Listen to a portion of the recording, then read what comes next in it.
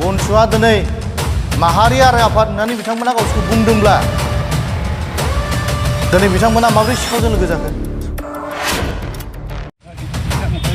र' Kita menang. Kita menang. Aku sudah ke.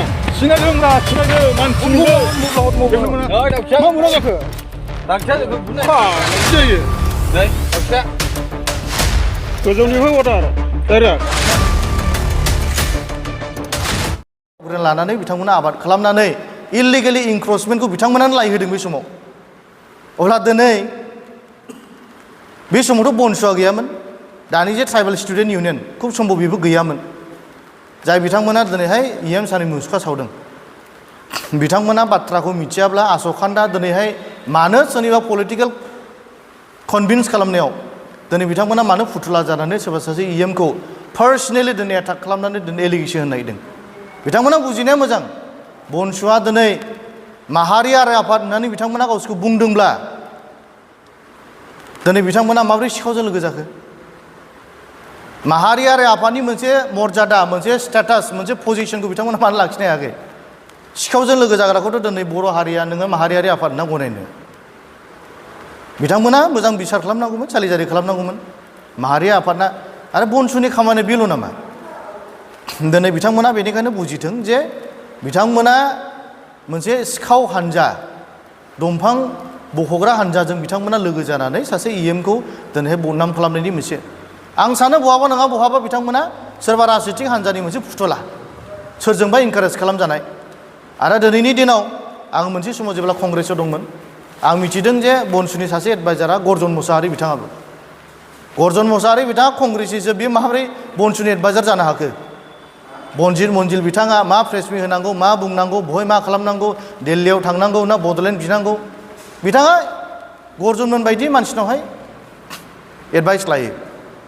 गावसिनि पजिशना बहा, गावसिनि स्टेन्डआ बहा होमब्ला बिथांमोना बुंदों दिनैनि दिनाव बिथांमोना दिनैहाय बड'लेण्ड बिनो ओंखारदों। बड'लेण्ड बिना मानो थाबथाखो? मानो बन्द' जाखो?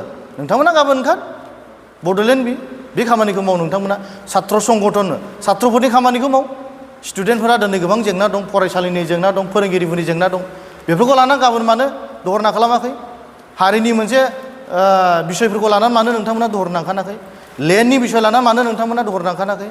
ट्राइबेलफोरनि जेंनाखौ सुस्रांनो थाखाय आंथ' लामायाव धरना होनाय नुफेनाखै, मुसुखा सावनाय नुफेनाखै। हायोब्ला CMनि मुसुखाखौ साव नोंथांमोना गाबोन। जोंनो दिन्थि, रायजो राजानो दिन्थि दे नोंथांमोना लिगेल मोनसे संगठन होननानै। अब्ला जों गनायगोन नोंथांमोनखौ। दा नोंथांमोना बबेबा मोनसे पलिटिकेल पार्टिनि बेकिंआव थानानै मावनाय बायदि नोंथांमोना खालामनानै रायजोफोरखौ आन्दायहोनानै फुथुला नोंथांमोना देखायनाङा। जों दिनैनि दिनाव जों दिनै बावाखै, बावदों सानदों नामा नोंथांमोना? जोंनि रायजोफ्रा दिनै बावाखै। समाजखौ फोजोबनाय, जाय समाजाव सिंग्रिफोर, आइजोफोर, समाजाव जौ जुवा आड्डा खालामनाय, बेफोरबायदिखौ जों समाजखौ फोजोबस्रांनाय सोरमोन? 17 बोसोराव BPFनि आमोलाव जादों बियो। जोंनि समाजनि सिंग्रिफोर, सोरनिबा हिन्जाव, सोरनिबा फिसाजो इलिगेलि दिनै इमरेलि नस्थ' खालामनाय सोरनि आमोलाव लाय मोनदों? बेफोरखौ BPFनि आमोलाव जादों। बेफोरो बेजों समाजखौ फोजोबदों, समाजनि मोजां थासारिखौ फोजोबदों, सुबुं सम्पदखौ फोजोबदों।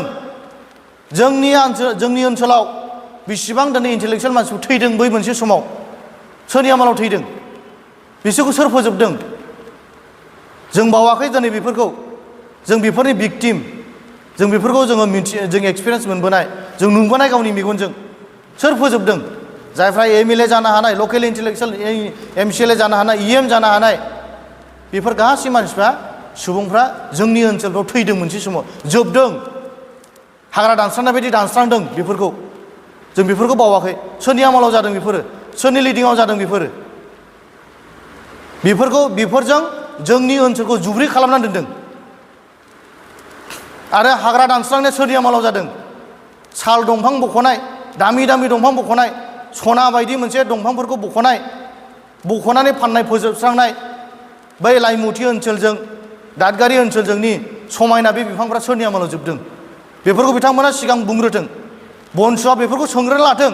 ट्राइबेल स्टुडेन्ट संगठना बेफोरखौ सोंग्रोना लाथों। बिनि उनावहाय बिथांमोना सोरबा सासे दिनै जाय कनसार्नलि दिनै खामानि मावदों हाग्रा बिफानखौ दिनैहाय रैखा खालामनो मोनसे फिसा आं उदाहरन होनि जों गामियावहाय अन्थाइबारि होननाय गामियाव चिरांनि आन्दाराव मोनसे अर्किड बागान हरदों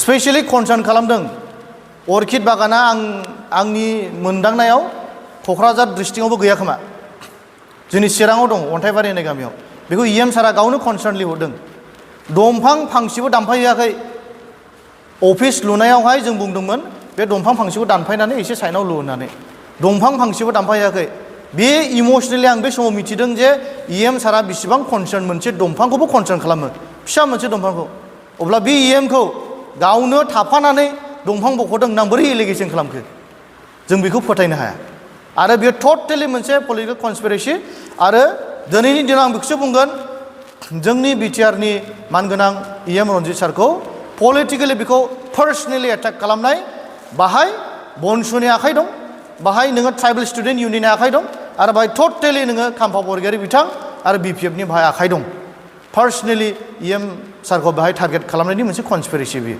बाहाय जेबो नङा बेखायनो आं दिनैनि दिनाव आं बेखौनो बुंनो सानदों रायजो राजाफोरखौ रायजो राजाफ्रा अननानै एसे गावसिनि खर'फोरखौ गुवार खालामनानै बिसार खालामनानै बेफोरखौ नोंथांमोना स्टाडि खालाम दिनै सोर मा हाबनानै बाहाय कनस्पिरेसि खालामनानै सोरखौ मा खालामनो नागिरदों आरो जोंनि समाजखौ आन्दायहोनो नागिरदों दिनैनि दिनाव आं बेखौनो दिनैनि दिनावहाय बेखिनिखौ बुंनानै आं दोनथ'बाय